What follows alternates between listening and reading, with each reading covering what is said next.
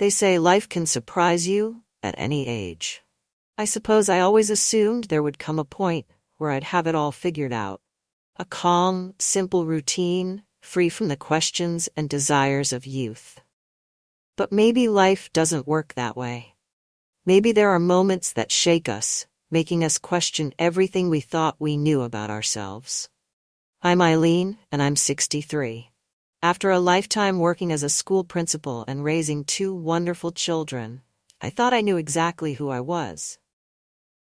My husband passed away 5 years ago, and since then I've built a life of quiet routines, morning walks, gardening, keeping up with family. I'd thought I'd left excitement and spontaneity in the past, back in my younger days. Yet recently, something changed, in a way I can't entirely explain. It started so subtly I hardly noticed. A lingering glance, a quiet moment, a connection that felt innocent until it didn't.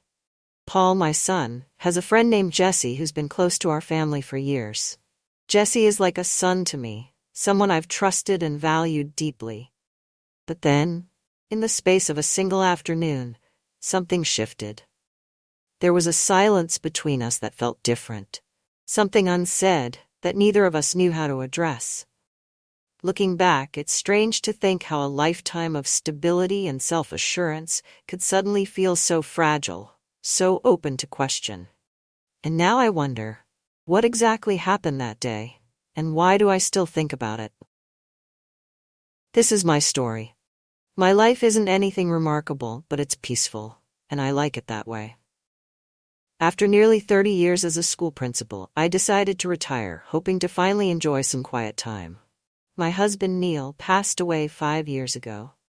He was a steady, kind man, and though we had our differences, we loved each other deeply. Losing him was hard, but I found strength in the routines of daily life and in my close relationships with our children, especially my son, Paul. Paul and I have grown closer since Neil's passing. At 35, Paul is dependable, responsible, someone Neil and I were always proud of. Though he lives on his own nearby, Paul visits often.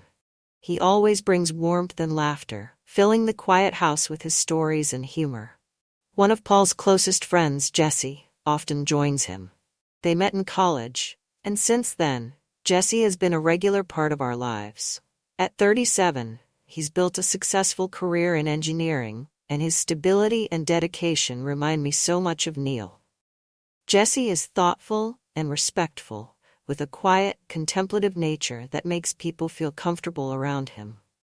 I've always felt fortunate to see Paul and Jesse remain close over the years. Jesse's presence brings a different energy to the house, a steady calmness that I appreciate. In all these years, I've thought of Jesse as family, as someone who's always been a friend to me, almost like another son. I'd never given it much thought, feeling content with the simplicity of our relationship. But then, that quiet afternoon happened, and suddenly, everything felt different. One Saturday, after finishing up some gardening, I decided to treat myself to a cup of tea and a quiet afternoon at home. Paul was out of town, attending a conference, and the house was peacefully still. Just as I was about to settle into my chair, I heard a knock at the door. To my surprise, it was Jesse. "Hi, Mrs. Caldwell," he greeted me with his usual warm smile. Paul mentioned he'd be out of town, but I thought I'd drop off some books I borrowed from him. "Jesse, it's so good to see you," I replied, feeling genuinely pleased by the unexpected visit. "Come in. You're welcome to stay for tea if you're not in a hurry." He hesitated, but then nodded. "I'd like that. It's been a while since I've had a chance to relax." We settled into the living room, and for the first few minutes, our conversation was light. We talked about work, family, and life in general. But something about the atmosphere felt different. Maybe it was the quietness of the empty house, or the relaxed tone of our conversation, but I started to feel an unusual sense of ease around him. As I handed him a cup of tea, our fingers brushed. I didn't think much of it at first, but as we continued talking, I couldn't help but notice that Jesse's gaze lingered just a bit longer than usual, his attention focused intently on our conversation. There was a warmth in his expression, a gentle sincerity that felt more personal, almost intimate.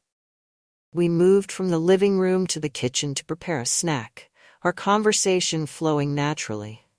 While reaching for a plate, I felt his hand touch mine again, a brief but noticeable contact that sent a small thrill through me.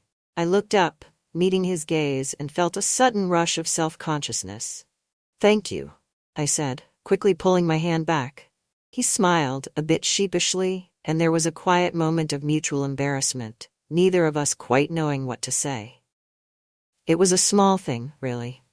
Just a hand on mine, a moment of hesitation. But in that split second, something shifted. I felt a warmth and awareness between us that I hadn't anticipated, a connection that went beyond mere friendliness. I brushed it off as my imagination, convincing myself that it was just a momentary lapse, a result of the stillness of the afternoon. But as we continued chatting, I found myself becoming more aware of his presence, noticing the small things, the way he leaned forward when I spoke, his quiet laughter, the warmth in his gaze. It felt like an invisible line had been drawn between us, something that neither of us acknowledged, but both sensed. By the time Jesse left, I was left with an odd feeling, an awareness of him that hadn't been there before. I tried to shake it off, telling myself it was nothing, but the memory lingered, leaving me with a strange sense of anticipation and confusion. In the days that followed, I couldn't quite forget that afternoon with Jesse. I tried to dismiss it as nothing, just a simple interaction, but the memory of his touch, his gaze, the quiet intensity in his eyes, these things stayed with me. I felt foolish for even thinking about it, for letting my mind wander to places it didn't belong. Jesse was like family, a friend to Paul, someone I'd watched grow from a college student to a respected professional. But I couldn't deny the small thrill I'd felt in his presence, the sense of warmth and comfort that had lingered long after he'd left. I found myself wondering if he'd felt it too, or if it was simply my imagination, a passing feeling brought on by loneliness and nostalgia. I brushed it off, telling myself I was overthinking, yet the feeling lingered, like an unanswered question at the back of my mind. A week later, Jesse stopped by again, this time to return a book he'd borrowed. He seemed relaxed, and I invited him to sit for a while, feeling the same warmth I'd felt before. We talked easily, our conversation flowing from light topics to more personal ones. He told me about his career, his thoughts on moving forward, the challenges he faced. As he spoke, I felt a sense of pride, like a mother watching her child grow into adulthood. But there was something else too, a growing awareness of the way he looked at me, the attentiveness in his gaze, the unspoken connection that felt both natural and unsettling. Our conversations became more personal, and with each meeting, I felt the unspoken tension growing. It was subtle, a quiet understanding that neither of us acknowledged, but both felt. I tried to convince myself it was nothing, a simple friendship, but deep down, I knew there was something more, a feeling I hadn't expected and didn't quite know how to handle. Over the next few weeks, Jesse's visits became more frequent, and each time he stopped by, I felt a mix of excitement and guilt. I enjoyed his company, looked forward to our conversations, the sense of warmth and understanding he brought to my life. Yet, I also felt a growing sense of unease, a quiet fear that I was crossing a line, allowing myself to develop feelings that had no place in our lives. One evening, as we sat in the living room discussing an old family photo album, I realized just how much I'd come to enjoy his presence. We laughed over memories, shared stories, and for a moment, I felt a sense of companionship I hadn't felt in years. But as he leaned in to look at a photo, his arm brushed against mine, and I felt my heart race. It was such a small thing, but the proximity, the warmth of his touch, sent a thrill through me that I couldn't ignore. I looked at him, our eyes meeting, and for a brief second, I felt a connection that went beyond friendship, a quiet, unspoken bond that left me both excited and terrified. I knew I had to stop this, to distance myself, before things went any further. Yet, each time I tried to convince myself to end our meetings, I felt a pang of regret, a longing for the comfort and warmth he brought to my life. I couldn't deny the loneliness I'd felt since Neil's passing, the quiet ache that had become a part of my everyday existence. Jesse's presence filled that void, brought a sense of companionship and understanding that I hadn't realized I needed. And though I knew my feelings were inappropriate, I couldn't bring myself to let go, to close the door on the one connection that made me feel alive. One evening, with Paul still out of town, Jesse came by to drop off some groceries he'd picked up for me. I invited him to stay for dinner, and we spent the evening cooking together, laughing, sharing stories, and enjoying each other's company. As the night wore on, our conversation grew quieter, more reflective. Jesse shared his struggles, his loneliness, the difficulties he faced in balancing his career with his personal life. I listened, feeling a deep sense of empathy and understanding, a connection that went beyond words. At one point, as I was washing dishes, I felt Jesse's hand on my shoulder. It was a light touch, gentle and reassuring, but it sent a warmth through me that I couldn't ignore. I looked up, meeting his gaze, and in that moment, I saw the same feelings reflected in his eyes. A quiet longing, a depth of emotion that took my breath away. I don't know how to say this, he began, his voice soft, almost hesitant. But I feel something between us, Mrs. Caldwell. I don't know what it is, but I can't ignore it. My heart raced, a mixture of surprise and fear rising within me. I wanted to deny it, to brush it off as nothing, but I knew that would be a lie. I looked at him, seeing the vulnerability in his expression, the same uncertainty and longing that I felt. Jesse, I replied, my voice barely a whisper. We can't. This isn't something we can pursue. He nodded, but his hand lingered on my shoulder, a quiet reassurance that spoke of his own confusion. We stood there in silence, both of us grappling with the weight of our emotions, the reality of the boundary we'd silently crossed. After a long moment, he stepped back, his expression filled with regret. I'm sorry, Mrs. Caldwell. I didn't mean to make you uncomfortable.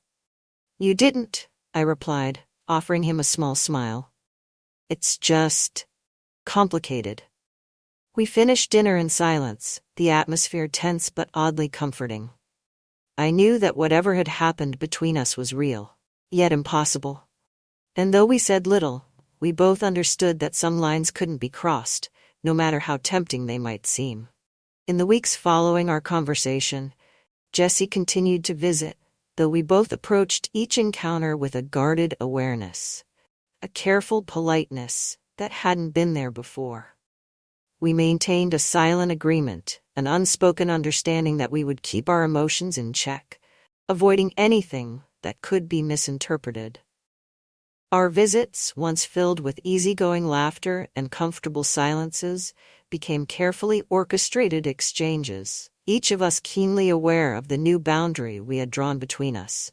But as much as we tried, the tension was undeniable. A glance, a subtle gesture, the way our conversations sometimes drifted to quieter, more reflective topics, everything felt more intense. Each visit felt like walking a fine line between friendship and something unspoken, and I felt as though I was holding my breath, waiting for something to shift again. I found myself wishing for the ease we once had, that uncomplicated friendship that now felt lost in the growing complexity between us. One evening, as we sat in the living room discussing a book we'd both recently read, Jesse's hand brushed against mine. The touch was fleeting, a barely noticeable contact, but it sent a jolt through me, a reminder of the feelings I was trying so hard to ignore. I glanced at him, our eyes meeting in a way that felt both tender and charged with meaning. He quickly looked away, but the silence that followed was filled with an unspoken understanding that we were both struggling to maintain our resolve.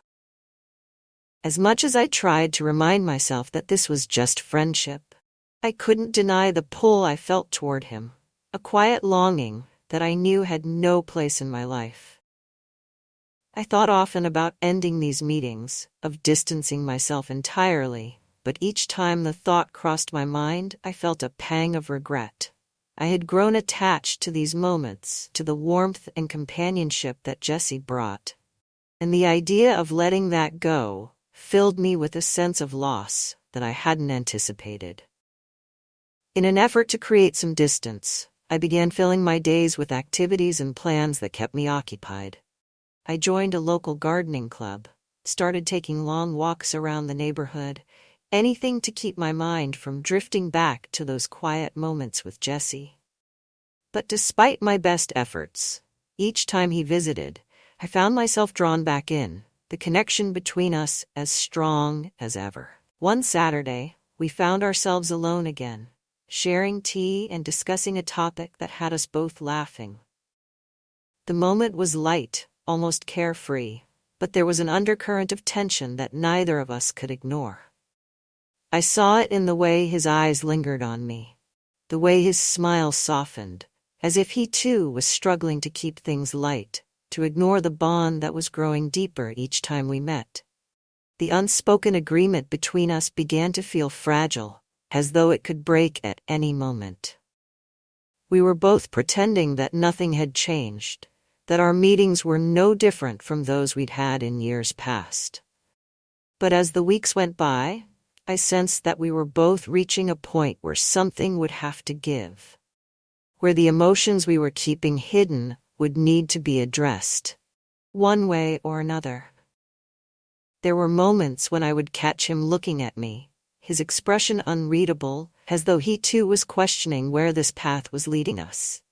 And each time, I felt a rush of conflicting emotions, a mixture of excitement, fear, and guilt. I knew that what I was feeling was dangerous, that it could lead to consequences neither of us wanted. Yet, despite the risks, I couldn't bring myself to end it, to say the words that would draw a final line between us. The tension between us grew with each passing day, until our meetings became a delicate balance of restraint and quiet longing. We were both holding back, aware of the boundary that neither of us was willing to cross, yet unable to let go of the connection that had brought us so close. It was a complicated, painful feeling, and I often found myself lying awake at night, wondering how long we could keep up this delicate dance. How long we could ignore the emotions simmering beneath the surface. But deep down, I knew that this couldn't last. We were both playing with fire, and eventually, one of us would have to pull back, to make the difficult decision to let go. And as much as I dreaded that moment, I knew it was coming, a reality that was becoming harder to ignore with each passing day. After several weeks of maintaining this careful balance, I began to feel the weight of guilt more heavily. I couldn't shake the feeling that I was betraying something, betraying Paul's trust, betraying my own values, and perhaps even betraying Jessie in a way. By allowing myself to become emotionally attached, I was indulging in something that had no place in our lives, something that could only lead to hurt and regret. Each time I thought of ending our connection, I felt a pang of sadness, a reluctance to let go of the one bond that had brought warmth and meaning to my days. But I knew I couldn't continue like this.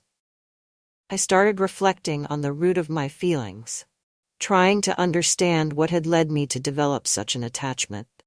Perhaps it was the loneliness I'd felt since Paul passed, a quiet ache that had settled into my life without my realizing it. Jessie had filled that void, brought a sense of companionship and understanding that I hadn't known I was missing. But even as I acknowledged this, I understood that my feelings were inappropriate, that I was risking far too much for a connection that had no future. One evening, as I sat alone in the living room, I decided that it was time to confront my emotions, to understand what I was truly looking for. I realized that while I valued Jessie's presence, it was my own loneliness that I needed to address, my own need for companionship that had led me down this path. Jesse had simply been the one to fill that void, to provide a sense of comfort in a way that I hadn't expected. Determined to move forward, I resolved to put some distance between us, to create a space that would allow me to let go of the feelings I had developed. It was a painful decision, one that left me feeling hollow, but I knew it was the right choice. I couldn't continue living with this sense of guilt, this feeling that I was compromising my own values. I needed to find a way to regain my sense of self, to heal the loneliness within me, without relying on someone else to fill that void. The following day, I planned to speak with Jesse, to gently explain that we needed to maintain some distance, to preserve the boundaries of our friendship, and to respect the lives we had both built. As much as it hurt, I knew that this was the only way to find peace, the only way to preserve the integrity of our relationship without crossing a line that would lead to regret. As I prepared for the conversation, I felt a mix of sadness and relief, a sense of closure that allowed me to look at the situation with a clearer mind.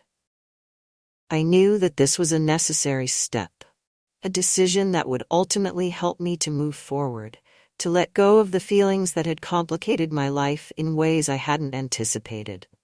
And though I knew it would take time, I felt a quiet sense of determination, a belief that I could find my way back to the peace and stability I had once known. Our final conversation felt bittersweet, a quiet ending to something that had brought both joy and confusion into my life. When Jesse arrived that evening, I invited him in, feeling the weight of the moment, the sense that this was our goodbye. We sat in the living room, each of us aware of the tension between us, the emotions that had been building over the past few months. I struggled to find the words to express everything I was feeling without hurting him, without complicating things further. "Jesse," I began, my voice soft but steady. "I've been thinking a lot about everything, about our connection, and I think it's best if we create a bit of space. I've valued our friendship so much, and I don't want to lose that, but I also don't want things to become more complicated." He looked at me, his expression filled with understanding but also sadness. "I understand, Mrs. Caldwell. I never meant to cause any tension or make things difficult." I felt a pang of regret, a sadness that I hadn't anticipated. "You haven't done anything wrong, Jesse. It's just, I think I let myself become too attached, and I need to take a step back to focus on finding that sense of peace within myself." He nodded, his gaze soft, and for a moment there was a silence between us, a quiet understanding that this was the end of our meetings, the close of a chapter that had been meaningful but also fraught with unspoken emotions. "I'll miss you," he said softly, his voice barely more than a whisper. "I'll miss you too," I replied, feeling a lump form in my throat. "But it's for the best, it's what we both need." We shared a long, silent look, each of us processing the finality of the moment, the realization that this was goodbye. I felt a wave of emotions, relief, sadness, a quiet gratitude for the connection we had shared, even if it had been brief and complex. As Jesse rose to leave, he gave me a gentle hug, a warm, comforting embrace that felt like a farewell to everything we had shared. When the door closed behind him, I felt a sense of emptiness, a hollow ache that I knew would take time to heal. But I also felt a quiet strength, a sense of peace that I hadn't felt in weeks. I knew that this was the right choice, that we had both taken a step toward preserving our lives, our values, and our integrity. In the days that followed, I found myself reflecting on our bond, on the moments that had brought us close, and the emotions that had threatened to pull us apart. I realized that while our connection had been intense, it was also a reminder of the importance of boundaries, of the need to protect the relationships that define us. Though I missed Jesse's presence, I knew that ending things had been the right choice, a decision that would allow me to move forward with a sense of clarity and purpose. And as I looked toward the future, I felt a quiet determination to find peace within myself, to heal the loneliness that had led me down this path, and to embrace the lessons I had learned along the way.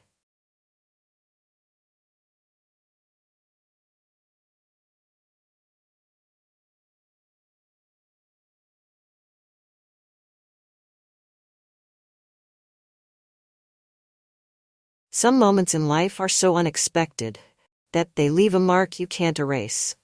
That's how it was for me the day Logan walked into my bedroom unannounced. It had been an ordinary afternoon. Martin, my husband, was at the office as usual. Logan, his son from a previous marriage, had recently moved back home after a rough breakup. We'd been tiptoeing around each other in the days since his return, careful not to step on old tensions. I was in my room, trying on a dress for an upcoming event, when I decided to change into something else. It was mid-change, just me standing in my underwear, when the door opened without warning. "Charlotte, have you seen?" Logan stopped mid-sentence, his eyes widening as he froze in the doorway. I gasped, grabbing the nearest thing to cover myself. "Logan? I'm sorry," he stammered, turning away so quickly he almost tripped over himself. The door slammed shut, leaving me standing there, my face flushed with embarrassment, and something else I couldn't quite name. It was a moment we both wanted to forget, but neither of us could. Logan's return to the house had thrown me off balance. Martin had suggested it without consulting me, though I wasn't surprised. My husband had always been quick to make decisions without asking how they might affect anyone else. "Logan needs a place to stay for a while," he'd said over dinner one evening, barely glancing up from his phone. "You don't mind, do you?" Of course, I didn't say no. Logan was polite, if distant, and we'd always maintained a cordial, if surface-level, relationship. But having him here, his presence a constant reminder of Martin's previous life, added an invisible tension to the air. At 25, Logan was handsome in a way that was hard not to notice. He had the same dark hair and sharp jawline as Martin, but his eyes were softer, more thoughtful. He carried himself with a quiet confidence that made his recent heartbreak seem all the more surprising. "He cheated on me," he'd said over dinner one night when Martin wasn't home. I'd made an effort to keep the conversation light, but Logan's bluntness had caught me off guard. "Oh, Logan, I'm so sorry," I said, genuinely taken aback. "Don't be," he replied with a shrug. "It happens." I couldn't help but admire his composure. It happened on a Wednesday afternoon. Martin was at the office, as usual, and Logan was supposed to be out running errands. I was in my bedroom, trying on a dress for an upcoming charity gala. The dress didn't fit the way I remembered, and with a sigh I peeled it off and tossed it onto the bed. Standing there in just my bra and underwear, I rifled through the closet for something else. That's when the door opened. "Charlotte, have you seen?" Logan's voice cut off abruptly as his eyes took in the scene. I froze, my hand still clutching a hanger, as his gaze flicked from me to the floor. His face turned crimson, and he spun around so quickly he nearly knocked over a lamp. I'm sorry," he stammered, backing out of the room. "Logan," I gasped, grabbing a robe to cover myself. The door slammed shut and I stood there, my heart pounding as the reality of what had just happened sunk in. For the rest of the day, I avoided Logan. I stayed in my room, pretending to be busy, though I couldn't focus on anything. The image of his shocked face was burned into my mind, and every time I thought about it, a flush of embarrassment crept up my neck. At dinner that evening, the air between us was thick with unspoken tension. "Did you finish those errands today?" I asked, trying to sound casual. "Yeah," he said, not looking up from his plate. Martin glanced between us, oblivious to the awkwardness. "I told Logan he should take some time off and figure out what he wants to do next," he said. "That's a good idea," I said, though my voice sounded far too bright. Logan finally looked up, his expression unreadable. "I appreciate the hospitality," he said. "I won't stay longer than I need to." "Don't be silly," Martin said, waving a hand dismissively. "Your family." The days that followed were torturous. Every interaction with Logan felt loaded, as though we were both tiptoeing around an invisible line. He avoided being alone with me, and I told myself it was for the best. But despite my efforts to push the incident from my mind, I found myself thinking about it more often than I wanted to admit. One evening, I caught him glancing at me from across the living room. His gaze was brief, but it lingered just long enough to make my stomach flutter. I looked away quickly, pretending not to notice, but the moment stayed with me. It wasn't long before I began to notice small changes in his behavior. He started coming home earlier, spending more time in the shared spaces of the house. I caught him in the kitchen one night, leaning against the counter with a glass of water in hand. "Couldn't sleep?" I asked, keeping my tone light. He shrugged. "Something like that." We stood there in silence for a moment, the faint hum of the refrigerator the only sound. "About the other day," he said suddenly, his voice low. "I'm sorry." "You don't have to apologize," I said quickly. "I shouldn't have just walked in like that," he continued, his gaze fixed on the floor. "It was an accident," I said, my voice softening. "Let's just forget about it." He looked up then, his eyes meeting mine. "Is that what you want?" The question caught me off guard, and for a moment I didn't know how to respond. "It's for the best," I said finally. He nodded, though his expression suggested he wasn't entirely convinced. The tipping point came one evening when Martin called to say he'd be working late. I was in the living room, scrolling through a magazine, when Logan walked in. He hesitated in the doorway, as though deciding whether to stay or leave. "Want to watch something?" he asked finally, gesturing to the TV. "Sure," I said, setting the magazine aside. He sat down beside me, the cushions shifting under his weight. For a while, we watched in silence. But the air between us crackled with unspoken tension. At one point, our hands brushed as we reached for the remote, and I felt a jolt of electricity shoot through me. He pulled his hand back quickly, his cheeks coloring. "Sorry," he muttered. "It's okay," I said, though my voice wavered slightly. The moment passed, but it left behind a lingering sense of possibility, one that neither of us dared to acknowledge out loud. A few nights later, I found myself wide awake, long past midnight. The house was silent, except for the faint ticking of the grandfather clock in the hallway. I got out of bed and wandered into the kitchen, intending to make some tea, only to find Logan already there. He was sitting at the table with a mug of coffee, his gaze distant. The soft glow of the under-cabinet lights cast shadows across his face, making him look older than his 25 years. "Couldn't sleep either?" I asked, leaning against the doorframe. He glanced up, startled, before giving me a faint smile.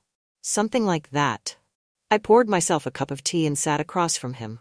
For a moment, neither of us spoke. Then, unexpectedly, he broke the silence. "Do you ever feel stuck?" he asked, his voice quiet but steady. "Stuck?" I repeated, tilting my head. "Like you're just going through the motions," he said, staring into his coffee. "Doing what everyone expects of you, but never really living for yourself." His words struck a chord I wasn't prepared for. I hesitated before answering. "Yes," I said softly, "more often than I'd like to admit." He looked up at me then, his eyes searching mine. "What do you do about it?" "I don't know," I admitted. "I've spent so much time putting others first, Martin, this house, I guess I never thought about what I wanted." Logan's gaze didn't waver. "Maybe it's time you did." The weight of his words lingered in the air between us, a challenge I wasn't sure I was ready to face. From that night on, things between us began to change. It was subtle at first, a shared glance that lasted a beat too long, a brush of hands as we passed each other in the hallway. One afternoon, I was in the garden, pruning the roses, when Logan joined me. "Need help?" he asked, crouching beside me. "Do you even know how to prune a rose bush?" I teased. "Not a clue," he admitted with a grin. I laughed, handing him the shears. "Well, let's hope you don't kill it." As we worked side by side, I felt a sense of ease that I hadn't felt in years. Logan's presence was calming, grounding in a way that surprised me. "You're good at this," I said, watching as he carefully trimmed a branch. "Beginner's luck," he said with a shrug. "No, really," I insisted. "You have a good eye for detail." He glanced at me, his expression softening. "Maybe I learned it from watching you."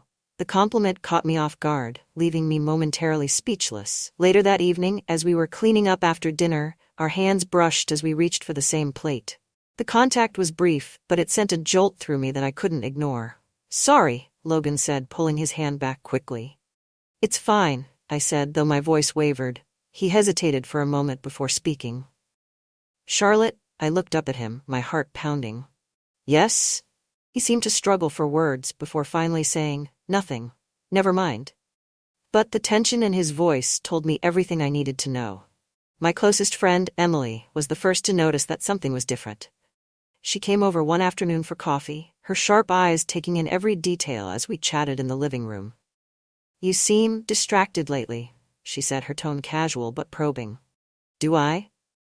I asked, feigning ignorance. "Yes," she said, leaning forward slightly. "And Logan's been hanging around more than usual. Everything all right?" "Of course," I said quickly, though my voice felt too bright. Emily gave me a knowing look. "Charlotte, I've known you for years. I can tell when something's on your mind." "There's nothing to tell," I insisted, though her words left me unsettled. That night, after Emily had gone and Martin had retreated to his study, I found Logan in the living room, flipping through channels on the TV. "Mind if I join you?" I asked, sitting down on the couch beside him. "Not at all," he said, his smile easy. We watched in companionable silence for a while, the space between us feeling both too close and not close enough.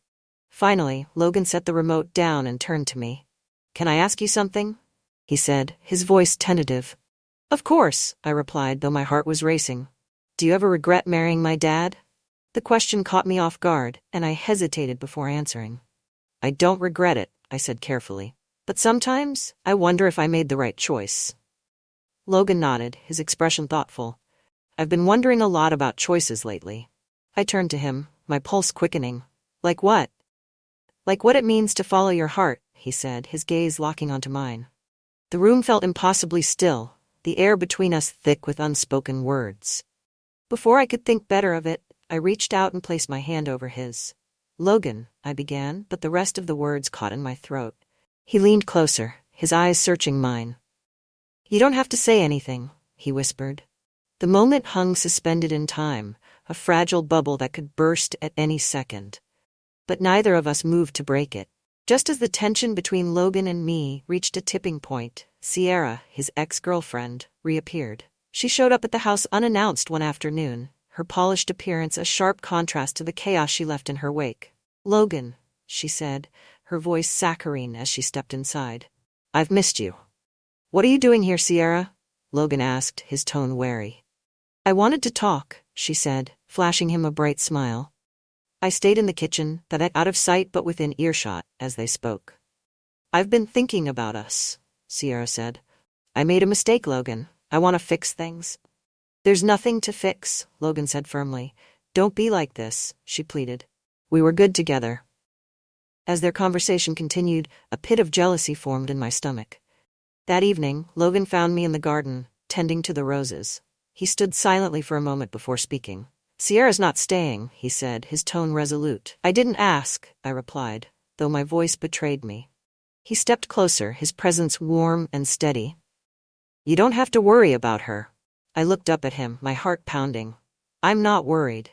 "You don't have to lie to me, Charlotte," he said, his voice soft. Before I could respond, he reached out and gently tucked a strand of hair behind my ear. The gesture was so tender, so intimate, that it left me breathless. That night, the fragile thread holding us back snapped. After Logan's quiet reassurance in the garden, I felt a pull I could no longer ignore. The lines between what was acceptable and what wasn't blurred until they disappeared entirely. It started small, a lingering touch, a stolen glance. But it wasn't long before the secrecy itself became part of the allure. Every shared moment carried a risk, and with each one, the bond between us grew stronger. One morning, after Martin left early for work, I lingered in the kitchen, sipping my coffee. Logan appeared in the doorway, his hair mussed and his t-shirt slightly wrinkled. "Morning," he said, his voice still heavy with sleep. "Morning," I replied, my pulse quickening. He poured himself a cup of coffee and leaned against the counter, his eyes studying me. "You're up early." "So are you," I countered, trying to sound casual. For a moment, we stood in silence, the tension between us palpable. Then, slowly, he crossed the room and sat beside me at the small breakfast table. "Charlotte?" he said, his voice low. I looked up at him, my heart pounding. "Yes?" His hand brushed against mine, the contact sending a jolt through me. "I can't stop thinking about you," he confessed. "Logan," I began, but he shook his head. "Don't say it's wrong," he said softly. "We both know it doesn't feel that way." I wanted to argue, to say something that would stop the spiral we were on. But instead, I let him take my hand, and the warmth of his touch silenced every protest I might have had. As the days turned into weeks, Logan and I became masters of deception.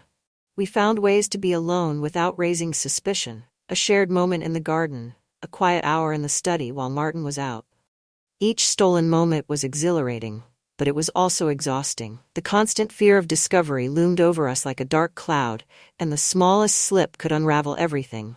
Emily, ever perceptive, began to notice the subtle changes in my behavior. She stopped by one afternoon, unannounced, and caught me off guard as I was coming down the stairs. "Charlotte," she said, her eyes narrowing. "You've been avoiding me." "I've just been busy," I said quickly, forcing a smile. "Too busy for your best friend?" she asked, her tone light but probing. I hesitated, unsure how to respond. "It's not like that." "Then what is it?" she pressed. "Because something's going on, and I think I know what it is." Her words sent a chill down my spine, but I managed to keep my expression neutral. "I don't know what you're talking about." Emily's gaze lingered on me for a moment before she sighed. "Just be careful, Charlotte. Whatever you're doing, it's not worth losing everything." Her warning stayed with me long after she left. Sierra's presence became more frequent, much to my dismay. She appeared at the house unexpectedly one evening, her bright smile masking the calculated intent behind her visit. "I thought I'd bring dinner," she said, holding up a bag of takeout. "That's thoughtful," I said, struggling to hide my irritation. Logan's reaction was guarded but polite. "Thanks, Sierra, but you didn't have to do that." "I wanted to," she said sweetly. "I've missed us." The tension in the room was unbearable, and I excused myself, retreating to the kitchen under the guise of setting the table. From there, I listened to their conversation, each word twisting in my gut. "We could try again," Sierra said, her tone almost pleading. "There's nothing to try," Logan replied firmly. Her laugh was brittle. "You're hiding something. I can feel it." I held my breath, praying Logan wouldn't falter. "What I do isn't your concern," he said, his voice cold. When Sierra finally left, the relief I felt was fleeting. One evening, Martin returned home earlier than expected, nearly catching Logan and me in the study. We had been going over some paperwork, a thin pretext for the real reason we were there, when the sound of the front door opening sent us scrambling. "Charlotte?" Martin called out. "In here," I replied, my voice strained as I quickly put distance between Logan and myself. Martin appeared in the doorway moments later, his brow furrowing as he took in the scene. "What are you two doing?" "Logan was just helping me organize some old files," I said quickly, gesturing to the stack of papers on the desk. Martin's eyes lingered on us for a moment before he nodded. "Dinner's ready." As soon as he left, Logan turned to me, his expression tense. "That was too close." "I know," I whispered, my heart still racing. The constant hiding began to take its toll. Logan grew restless, his frustration with the situation bubbling to the surface during one of our late-night conversations. "I can't keep doing this," he said, pacing the living room. "Logan, please," I said, trying to calm him. "I'm tired of pretending," he said, his voice rising. "Of sneaking around, of acting like nothing's happening when everything is happening." I stood and placed a hand on his arm. "We don't have a choice." "There's always a choice," he said, his gaze intense. "You just have to decide if I'm worth it." His words left me breathless, but I couldn't give him the answer he wanted. Not yet. Emily's suspicions finally boiled over during one of our coffee dates. She set her mug down with a thud, her expression sharp. "Charlotte," she said, leaning forward, "are you having an affair?" The bluntness of her question stunned me into silence. "You don't have to lie," she continued. "I've seen the way you look at him." I swallowed hard, struggling to find the words. "Emily, She held up a hand to stop me. "I don't need the details. Just think about what you're risking, for him." Her words cut deep, leaving me shaken long after she left. Sierra's persistence reached a breaking point when she confronted Logan directly. I overheard their argument in the driveway, her voice sharp with accusation. "You're hiding something," she said, "and I'm going to find out what it is." Logan's response was calm but firm. "Sierra, you need to move on." "Not until I get the truth," she snapped. The confrontation sent a wave of panic through me. If Sierra discovered the truth, it would destroy everything. The day Sierra decided to escalate, everything began to unravel. She cornered me in the garden while Logan was out, her demeanor both saccharine and sharp. "Lovely roses," she said, brushing her fingers over a bloom as though admiring it. "Thank you," I replied cautiously, not trusting the glint in her eye. She turned to face me, her smile brittle. "You know, I've been thinking about Logan a lot lately. He's been different, guarded, secretive. Do you know anything about that?" I forced a smile. "Logan's been through a lot recently. I'm sure he just needs time." Sierra tilted her head, her expression turning cold. "Maybe. Or maybe there's more to it. I'm not sure what you're implying," I said, my voice steady despite the panic rising in my chest. She stepped closer, her gaze piercing. "If there is something, you should know. I won't let it slide. Logan deserves better than to get caught up in whatever this is." I didn't respond, but her words hung in the air long after she left. Later that evening, Emily showed up at the house unannounced, her expression stormy. "Charlotte," she said, brushing past me into the living room, "we need to talk." I closed the door, bracing myself for what was coming. "Emily, now isn't a good time." "Too bad," she interrupted, turning to face me. "I've tried to give you space, but I can't stay quiet anymore." "Emily, please," I began, but she shook her head. "No more excuses," she said firmly. "I know there's something going on between you and Logan. And if I know, how long do you think it'll be before Martin figures it out?" Her words struck like a slap. "You don't understand," I said weakly. "Then make me understand," she said, her voice softer now. "Charlotte, I'm your friend, but you're playing with fire and someone's going to get burned." Tears welled in my eyes as I sank onto the couch. "I didn't mean for this to happen." "But it did," Emily said gently, "and now you need to decide what you're going to do about it." When I told Logan about Emily's confrontation, he was livid. "Who does she think she is?" he snapped, pacing the living room. "She's my friend," I said, though my voice lacked conviction. "She doesn't understand," he said, his tone sharp. "No one does." "Logan, please," I said, standing to face him. "She's right. This can't go on forever." His eyes softened, but his frustration was still evident. "Do you regret it?" The question caught me off guard. "No," I said honestly. "But that doesn't make it any less complicated." He stepped closer, his voice low. "We can figure it out. Together." For a moment I wanted to believe him, but the weight of reality was too heavy to ignore. The tension in the house reached a breaking point when Martin began to notice the cracks in our facade. It started with small comments, offhand remarks about Logan's lingering presence or my distracted demeanor, but it wasn't long before his curiosity turned into suspicion. One evening, as we sat at the dinner table, Martin's tone shifted. "Logan, you've been spending a lot of time here lately," he said, his gaze sharp. Logan hesitated, glancing at me before responding. "I've just been helping out around the house." "Helping out?" Martin repeated, his tone laced with sarcasm. "That's interesting." I forced a smile, trying to diffuse the tension. "He's been a big help with the garden."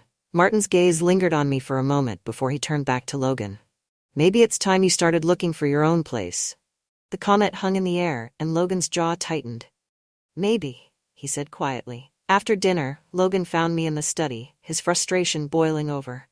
"This isn't working," he said, his voice low but firm.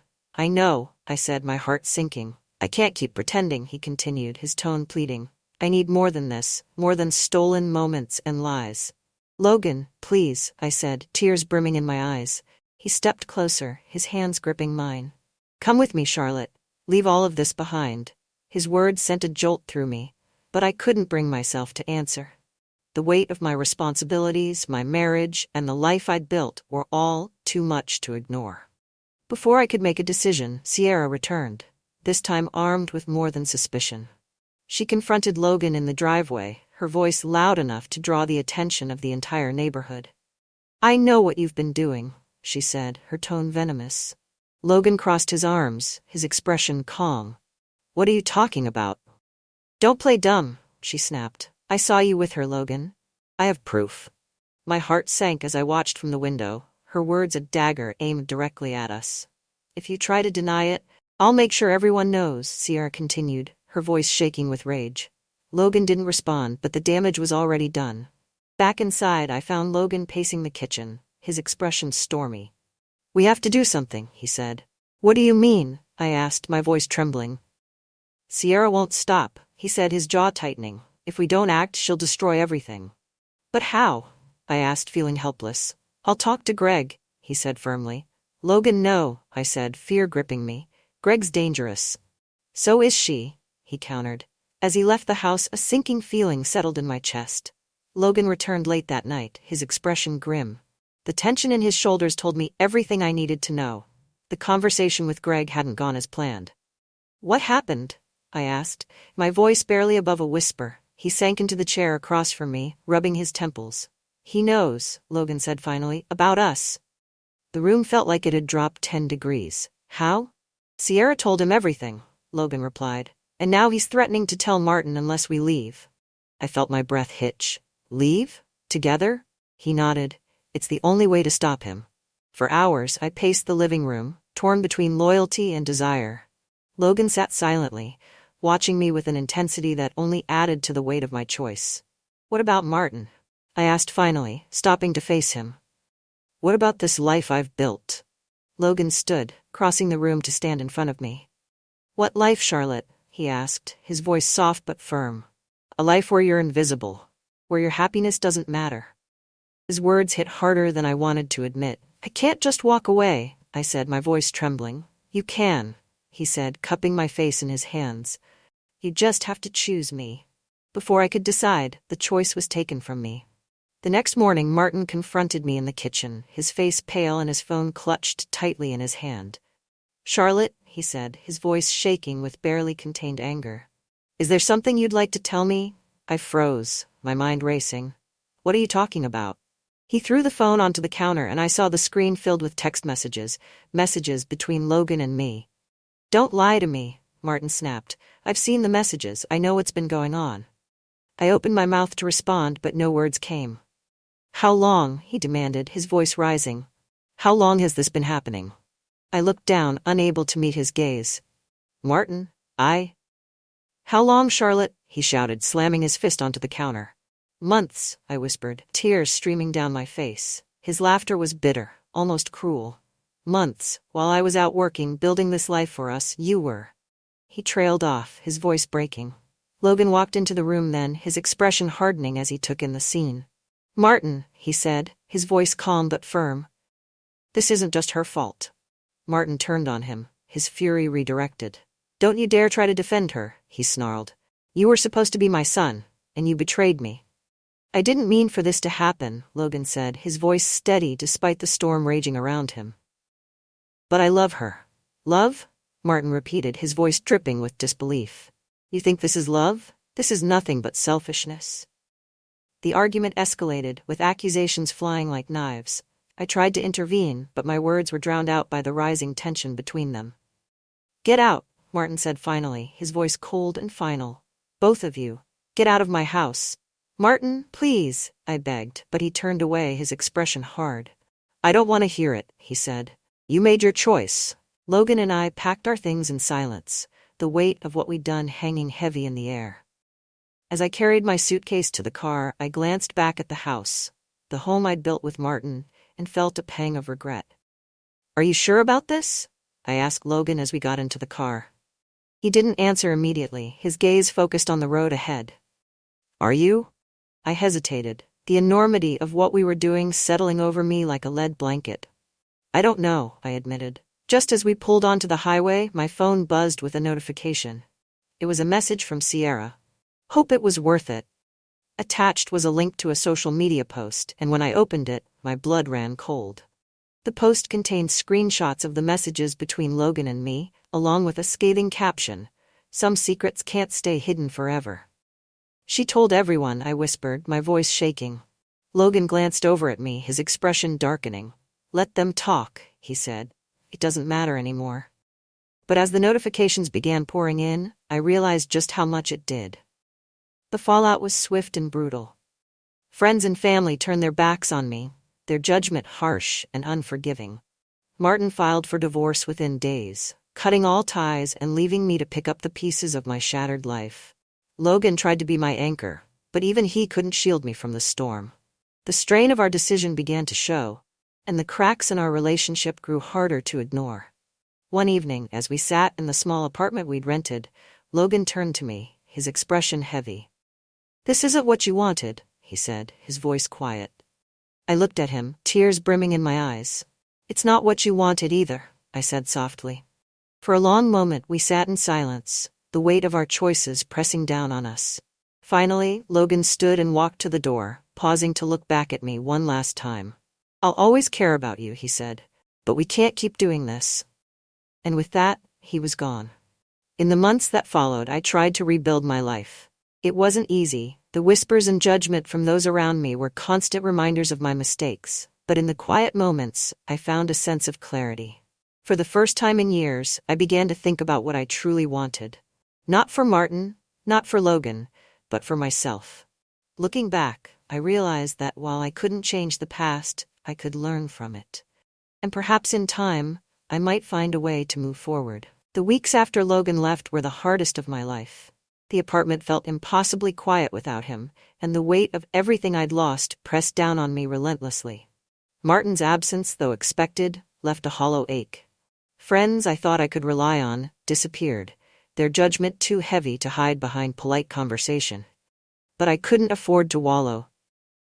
The first steps of rebuilding were painful but necessary. I took a job at a local art supply store, spending my days surrounded by bright pigments and blank canvases, symbols of potential, though I rarely touched them. It was Emily who reached out first. "I'm not here to lecture you," she said over coffee one morning. Her voice was softer than it had been during our last conversation, but her eyes still held a trace of caution. "I appreciate that," I said, wrapping my hands around the warm cup. "I just want to know," she continued, "are you okay?" I hesitated, unsure how to answer. "I don't know," I admitted, "but I'm trying to be." She nodded, her expression thoughtful. "That's all you can do." Months later, just as the wounds were beginning to scab over, a knock at my door disrupted the fragile peace I'd found. When I opened it, I froze. It was Martin. He looked older than I remembered, his face lined with exhaustion. But his presence still carried the same weight it always had, filling the small apartment with an unspoken tension. "Can we talk?" he asked, his tone surprisingly calm. I stepped aside, motioning for him to come in. He didn't sit, instead standing by the window and gazing out at the street below. "I thought I'd hate you," he began, his voice quiet. "For what you did. For what you destroyed." I sat down on the edge of the couch, my hands twisting in my lap. "Martin, let me finish," he interrupted, turning to face me. "I thought I'd hate you, but all I feel is sadness. For us, for what we could have been." His words hit harder than any accusation. "I didn't mean to hurt you," I said, my voice trembling. "I know," he said, "but that doesn't make it easier." We talked for hours, revisiting moments in our marriage that had gone unnoticed at the time, but now felt monumental. By the time he left, the anger between us had lessened, replaced by a quiet understanding. Logan's departure left a different kind of void, one filled with questions I couldn't answer. Where had he gone? Did he regret what we'd done? Did he think about me the way I thought about him? One evening, as I was closing up the shop, I found a letter tucked beneath my windshield wiper. My heart leapt as I recognized the handwriting. "Charlotte, I thought leaving would make things easier, but it hasn't. I still think about you, about us. I wonder if you've moved on, if you've found the happiness I couldn't give you. I hope you have. Take care of yourself, Logan." The letter was unsigned, but it didn't need to be. I read it over and over, each word stirring a mix of emotions: relief, sadness, and a small selfish hope that I hadn't been forgotten. Inspired by the letter, I began painting again. At first, it was just a way to fill the silence, a distraction from the noise in my head. But as the canvases filled with color, I felt a part of myself return, a part that had been lost long before Logan came into my life. Emily stopped by one day, her curiosity piqued by the sudden burst of creativity. "These are incredible," she said, her eyes wide as she took in the paintings lining the walls. "Thank you," I said, a shy smile tugging at my lips. "You should show these," she said, her tone insistent. "I don't know," I began, but she cut me off. "Don't doubt yourself, Charlotte. You have something worth sharing." A year after Logan left, fate brought him back into my life. I was at my gallery opening, when I spotted him across the room. He looked different, older somehow, but his presence still had the same magnetic pull. "Charlotte," he said, his voice soft as he approached. "Logan," I replied, my heart racing. For a moment, we simply stood there, the noise of the room fading into the background. "You did it," he said finally, gesturing to the paintings on the walls. "I had to," I said, my voice steady. "For myself." He nodded, a small smile playing at the corners of his lips. "I'm proud of you." We talked for hours that night, catching up on everything and nothing. By the time the gallery emptied, the air between us was filled with a quiet understanding. Logan didn't stay in town, and this time, his departure didn't leave the same ache it once had. Instead, it felt like the closing of a chapter I would always treasure, despite the pain it brought. As I stood in my studio, surrounded by the colors and textures of my new life, I realized that while the past would always be a part of me, it didn't have to define me. For the first time in years, I felt at peace.